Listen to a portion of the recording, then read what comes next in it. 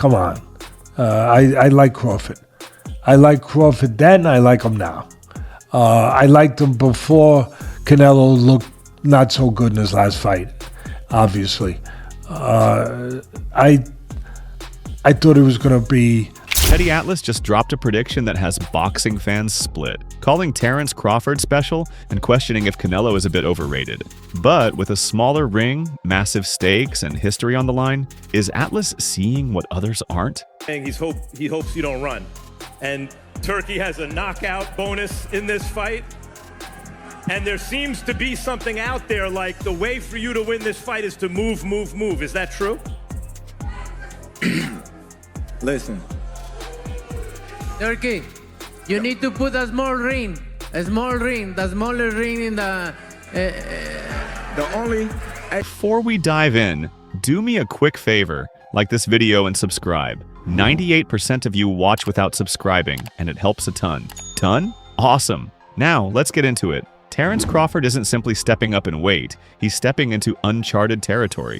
If Crawford defeats Canelo Alvarez, he'll become the first fighter in boxing history to claim undisputed championships in 3 different weight classes. That's not just rare, it's unprecedented, and look at what's at stake for Canelo. He isn't just defending his super middleweight belts, he's protecting his legacy as a 2-time undisputed champion. The setting? Allegiant Stadium in Las Vegas, a massive venue built for spectacle. This clash will be streamed live on Netflix, a first for a fight of this magnitude, with a $188,000 custom championship belt waiting for the winner, plus a knockout bonus that only adds to the stakes. The performance bonus that night is going to be over 6 figures.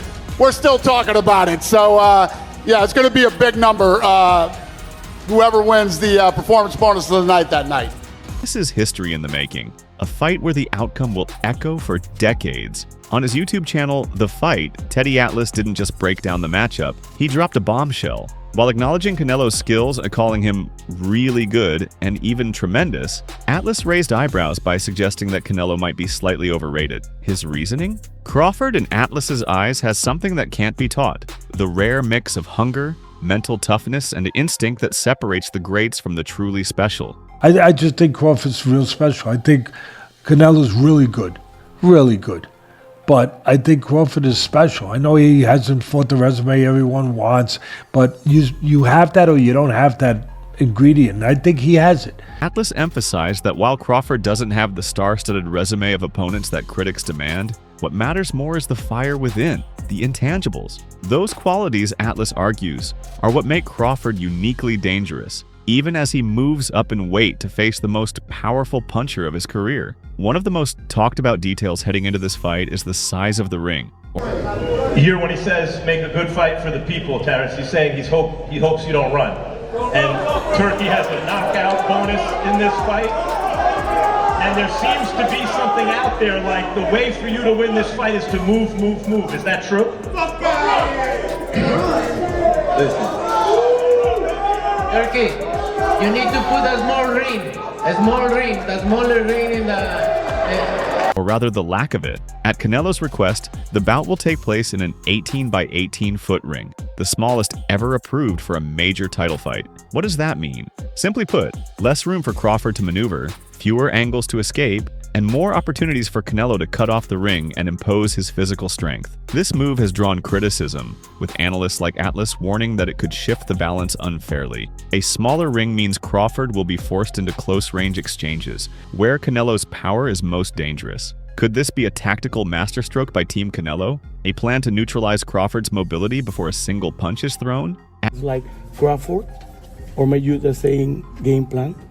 I don't know. I don't really know. But, you know, I put that fight in other place right now. I think Crawford is a little better than Mayweather.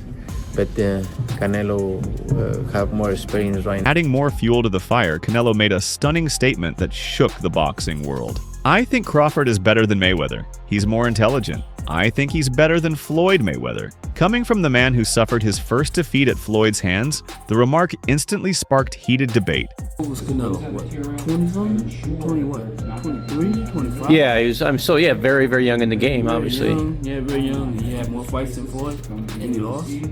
Yeah, but man, that was 30-something years old, 36. Jeff Mayweather, Floyd's uncle, dismissed it as pure gamesmanship, saying Canelo is trying to make his next opponent look better to boost his own potential victory. The question now is whether this is Canelo's genuine view or part of a deeper psychological strategy, elevating Crawford to elevate himself. Either way, the mind games are in full swing. Few could have predicted this twist. Canelo has shown in his last few fights that he's just a businessman. He's not in there to entertain the public. He just takes the big check. But again, if Canelo really fights. Bob Arum, who once claimed Canelo wipes the floor with Crawford, has completely reversed his position after watching Canelo's recent performances. Now, Arum says Crawford not only wins, but could stop Canelo inside the distance or dominate him on the scorecards. You can't blame Canelo, and you can't blame Charlo, right? Jamel. Yep. You can't blame him because he fought a smart fight, not to get knocked out. Oh, what do you mean, Bernard? Bernard Hopkins, too, has done a 180. Initially dismissing the fight as a mismatch because of the size difference, Hopkins now gives Crawford an 85% chance of victory. Why the change? Both legends see what Atlas sees, signs that Canelo may no longer be the same fighter, and a Crawford who's peaking at exactly the right moment. For Crawford, this isn't about money or fame. It's about carving his name alongside the greatest fighters of all time. He's made it clear, if I win, I'm on Mount Rushmore. He knows the risk of moving up 2 weight divisions against a man as seasoned as Canelo. But to Crawford, that's the point. The greater the risk, the greater the reward. I'm hunting him. That's it. I'm hunting everything that he got. And I'm going to take it come September 13th.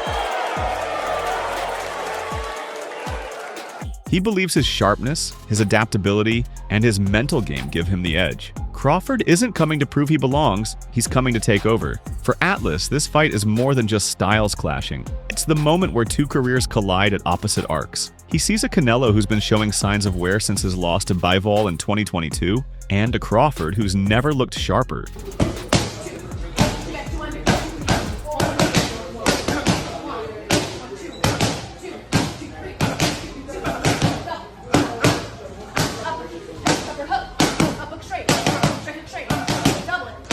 Crawford's ability to switch stances, control distance, and adjust on the fly, those are the weapons Atlas believes will break down Canelo's defense, no matter how tight his guard or small the ring. And if Atlas is right, this won't just be another win for Crawford. It'll signal the changing of the guard at the top of the sport. Teddy Atlas's prediction may sound shocking, but when you look at the smaller ring, Canelo's potential decline, and Crawford's relentless ambition, you start to see why this could be a fight that changes boxing forever. September 13th is coming, and when it does, history will be watching. Let us know your thoughts and comments below. I want all the people in the stands that booed me, they're going to cry when they go home. They're gonna cry.